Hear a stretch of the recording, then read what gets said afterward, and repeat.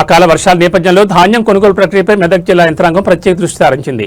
ధాన్యం తూకం మరియు రవాణా ఒకేసారి వేగంగా జరగాలని అదనపు కలెక్టర్ నగేష్ అధికారులను ఆదేశించారు. ఇప్పటి వరకు జిల్లాలో 14,000 మంది రైతులకు సంబంధించి 52 కోట్ల రూపాయలను వారి ఖాతాలో జమ చేశామని ఆయన వెల్లడించారు.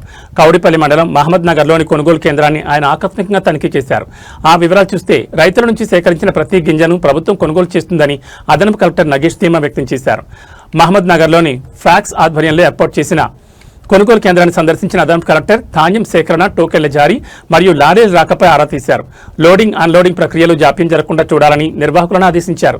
జిల్లాలో ఇప్పటివరకు 60,000 మెట్రిక్ టన్నుల ధాన్యాన్ని కొనుగోలు చేశామని ఆయన తెలిపారు. ఇందుకు సంబంధించి 14,000 మంది రైతుల ఖాతాల్లో 52 కోట్ల రూపాయలను నేరుగా జమ చేసినట్లు వివరించారు.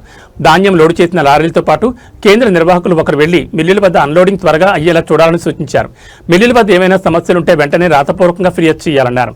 అకాల వర్షాల నుంచి ధాన్యాన్ని కాపాడుకోవడానికి టార్పాలిన్ కవర్లను అందుబాటులో ఉంచుకోవాలని, దళాలను నమ్మి మోసపోవద్దని రైతులకు సూచించారు. నిబంధనల మేరకు తేమ శాతం ఉండేలా చూసుకోవాలని కోరారు.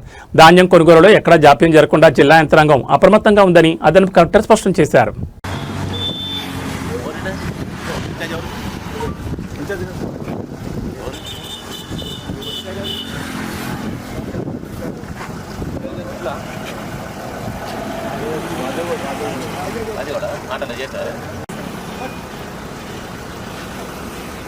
కాదు